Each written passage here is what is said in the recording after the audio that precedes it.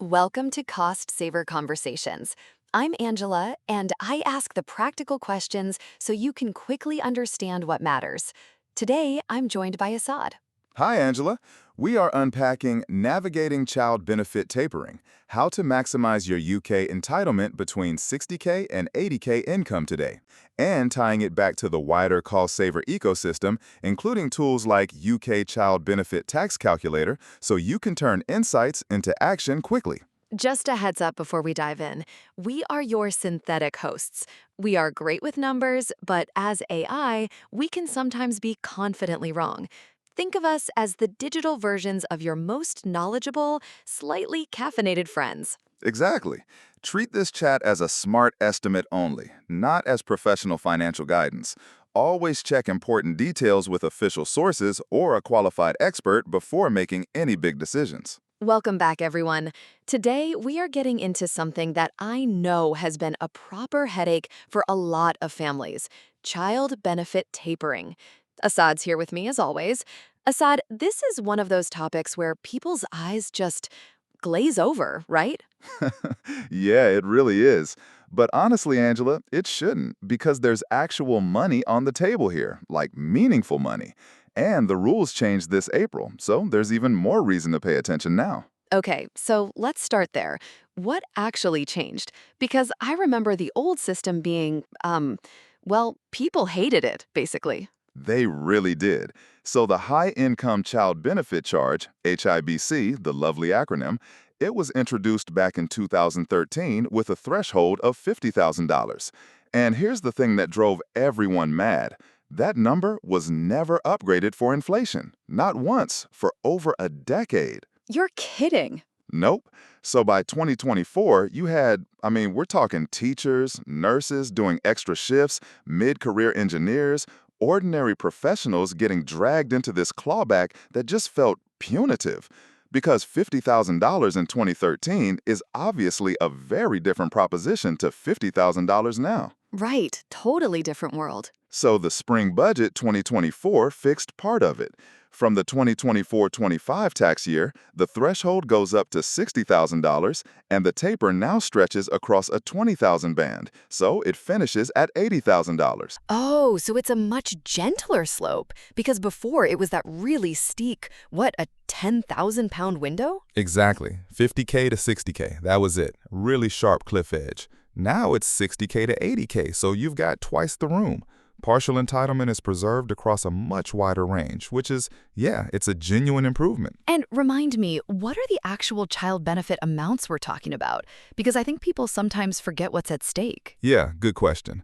So for your eldest or only child, it's £25 and 60 a week, which works out to $1,331.20 a year. Each additional child adds $1,695 a week, $881.40 a year.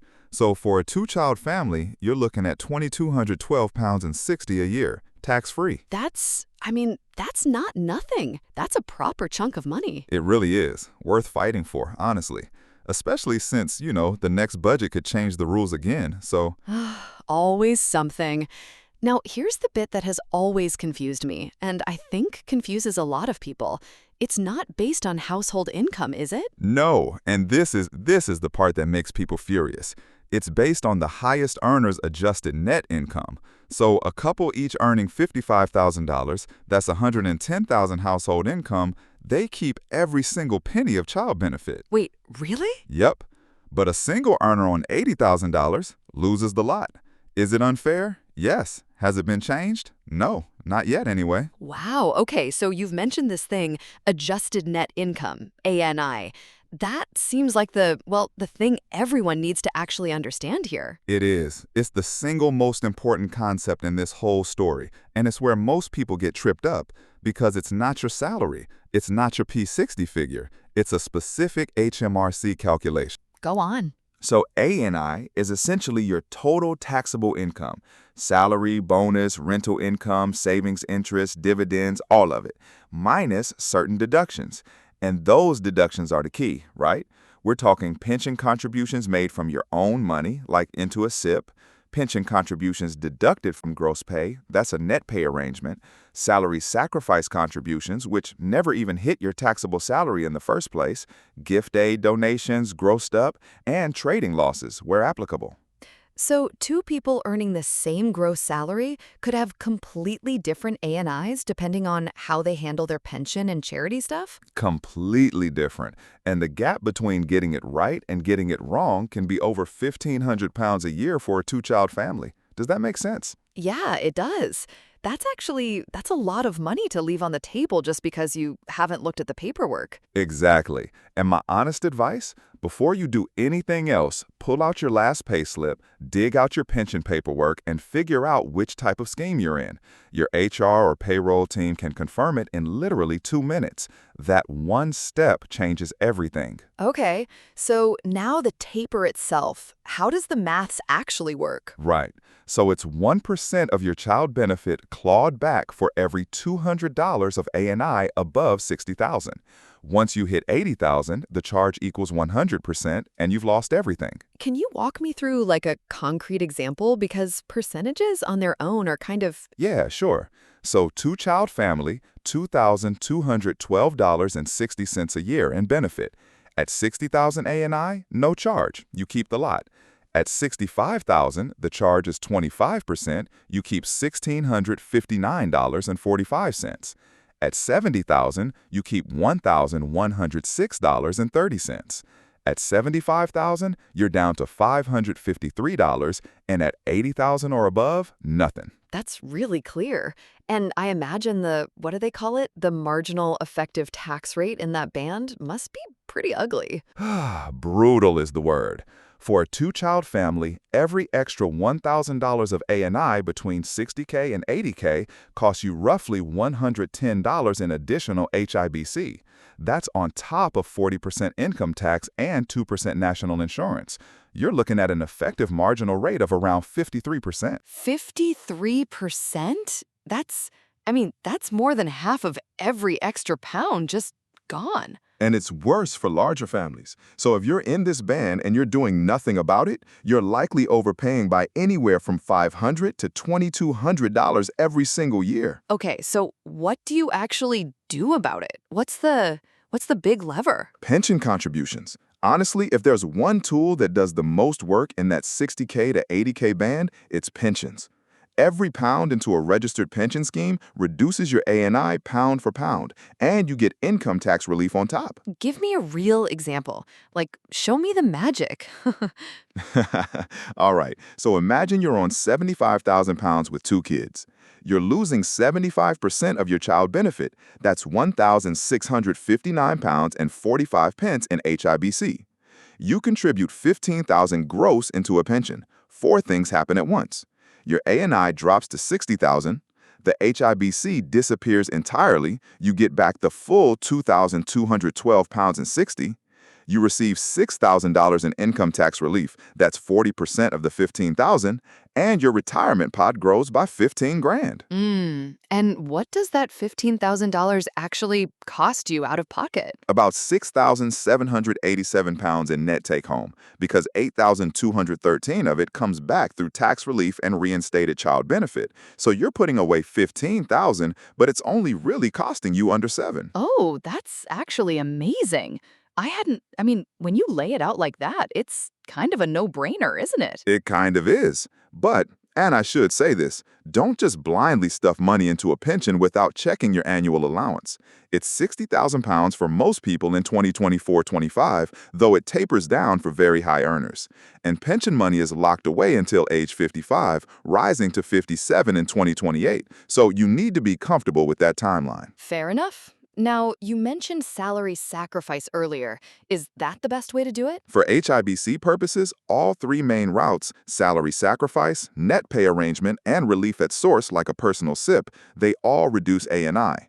But salary sacrifice gives you the biggest bang for your buck because the money never appears as taxable income. You save the 2% employee NI on the sacrificed amount, and a lot of employers pass back their 13.8% employer NI saving too. So it's the cleanest version of the same trick. Exactly. It's the cleanest option. What about gift aid? Because not everyone can throw 15 grand into a pension. Yeah, totally. So gift aid is useful. If you donate £800 to a UK charity and tick the gift aid box, the charity reclaims 200 from HMRC, making the gross donation 1,000, and your ANI drops by that full 1,000. It's rarely going to shift your ANI by tens of thousands of pounds, but if you're hovering just above 60,000 pounds, a few well-timed donations can, they can tip you back under, and you've supported a good cause along the way. Every little helps when you're near that threshold, I suppose. Now, bonuses, that's one that I think catches a lot of people out. Oh, massively. If a bonus pushes you from, say, 62,000 to 78,000, you've just walked right into the worst part of the taper. But many employers will let you sacrifice all or part of that bonus directly into your pension before it hits your payslip. Before it hits the payslip, that's the key bit. That's the key bit. Once it's been paid out as cash, the opportunity is basically gone. So you need to talk to your payroll team in advance, ideally a month before the bonus is processed. Most employers need a few weeks' notice to set it up cleanly. Good tip. And I actually wanted to ask about timing more broadly. Can you sort of shift income between tax years? You can in some cases. If you have discretionary income, like say you're freelancing on the side, you could invoice a client in April rather than March. That way you might keep two consecutive tax years both below 60,000 instead of having one at 55K and one at 75K. It's about being strategic with when income actually lands. I hadn't thought about it like that.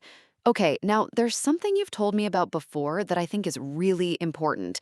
The claim but opt out trap? Oh, this one drives me mad, Angela, because we see it constantly. Couples assume that because the higher earner will have to pay back all the child benefit, there's no point claiming it. So they just don't. I mean, that does sound logical on the face of it. It sounds logical, but it is wrong. And it can cost people serious money in the long run. Even if you expect to repay every penny, you should still register the claim and tick the box that says, "I do not wish to receive payments." Why though? What's the point if you're not getting the money? Because the act of claiming, just the claim itself, gives the non-working or lower-earning parent national insurance credits towards their state pension. That runs until the child is 12. It also automatically issues your child a national insurance number when they turn 16. And it protects your entitlement if circumstances change, redundancy, parental leave, career change, whatever. Oh, I genuinely didn't know that about the NI credits. So if someone stays at home for years without claiming, They can end up with a significantly reduced state pension decades later. The lost income from those gaps easily runs into 5 figures over a typical retirement. 5 figures! And all because they were trying to save themselves a bit of admin. You can register and opt out on the same form, and you can opt back in later with no penalty, no credit check implications. It's purely an HMRC administrative thing. that might be the most important thing we've said today. Okay, let's talk about common mistakes, because I know HMRC has been getting more active on this. Yeah, they really have. So the big ones, assuming PAE handles everything automatically. It doesn't. If highback applies, you must file a self-assessment. Forgetting to include benefits in kind, like a company car or private medical insurance when you calculate your ANI. Missing rental income, savings interest above the personal savings allowance, dividend income from side investments. So basically anything that counts as income, even if it doesn't come through your payslip. Exactly. And people don't also realize that maternity pay, redundancy payments above $30,000, and certain share scheme gains all count too. If you've missed high-back declarations in past years, the sensible move is to disclose voluntarily. Penalties are typically much lower for unprompted disclosures than for cases HMRC opens themselves. Good to know. Now, can we run through a proper worked example? You've got one about Sarah from Reading? Yeah, so Sarah's a marketing director earning $78,000, 2 children. Her partner's a part-time teaching assistant on $18,000. Without any pension moves, Sarah's ANI is $78,000. That's a 90% highback charge, so she'd lose $1,991.34 and keep just $221.26 of her child benefit. Ouch. Right? But if she does 18,000 of pension salary sacrifice, her ANI drops to 60,000 pounds. HICBC vanishes entirely. She keeps the full £2,212.60. She saves $7,200 in income tax, that's 40% of $18,000, plus $360 in employee NI. And her pension pot grows by $18,000 plus whatever employer match she gets. And the real cost of that $18,000 contribution? After tax relief and the child benefit reinstatement, closer to $8,450. She keeps her benefit, slashes her tax bill, and adds materially to retirement.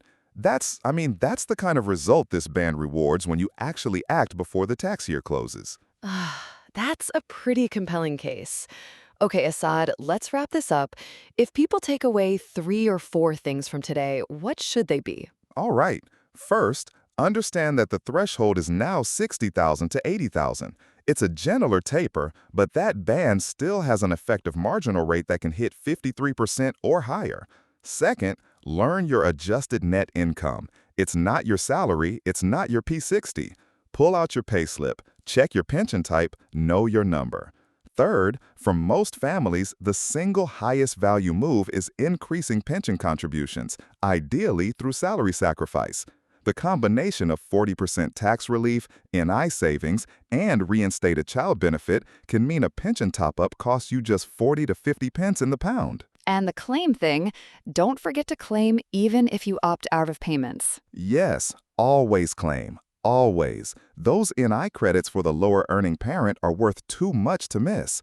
And one more thing, none of this is dodgy. These are HMRC's own published mechanisms. You don't need an expensive accountant for the basic moves. Salary sacrifice is usually a one-page form with payroll.